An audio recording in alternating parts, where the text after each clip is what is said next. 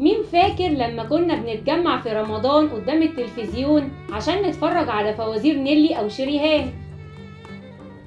وكده طبعا انتوا عرفتوا انا طالعه كده ليه. اكيد محدش من جيلنا فاتته لحظات زي دي، بس اللي ما يعرفوش كتير مننا ان فكره الفوازير دي بدات اصلا في الاذاعه على ايد الاعلاميه الكبيره امال فهمي، وكان اسم الفوازير ساعتها من صاحب الصوت، وهي عباره عن مسابقه لمعرفه صوت اللي بيتكلم واللي بيكون من رموز الفن والثقافه، وطبعا بيتكلم في مجال غير مجاله. فمثلا ام كلثوم في اول حلقه قرت صفحه لكتاب الايام لطه حسين، وكانت قيمه الجوائز اللي بتتقدم 3 جنيه، وكانت الإجابة بتتبعت عن طريق البريد على عنوان الإذاعة المصرية. وانتقلت فكرة الفوازير للتلفزيون سنة 1961، يعني بعد سنة واحدة بس من ظهور التلفزيون المصري. وكانت أول فوازير رمضانية من بطولة مجموعة من نجوم التمثيل، أبرزهم سعاد حسني وأحمد مظهر وكمال الشناوي وليلى فوزي. بعد كده دخل ثلاثي أضواء المسرح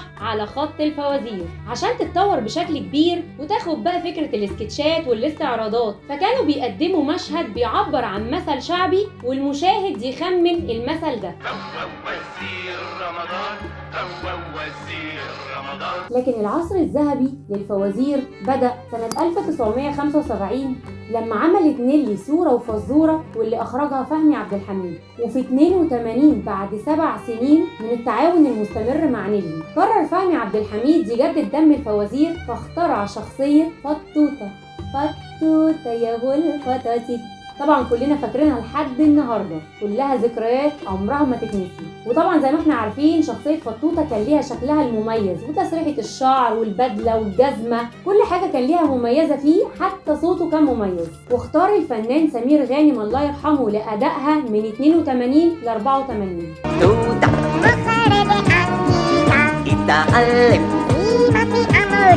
وفي 85 دخلت ملكة الاستعراض وخفة الدم شريهان لملعب الفوازير 3 مواسم ورا بعض.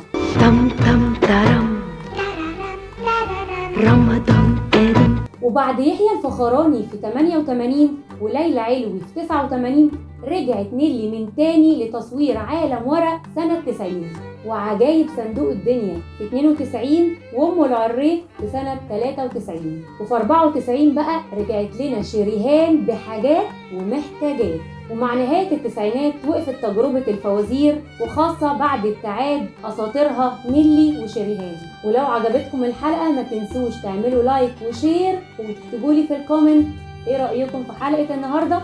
وطبعا ما كانش ينفع نكون في رمضان ونفوت حلقة الفوازير وحكايتها، لأننا كلنا كنا بنستناها من السنة للسنة، وذكريات وقول للزمان ارجع يا زمان. وشروق في ايه؟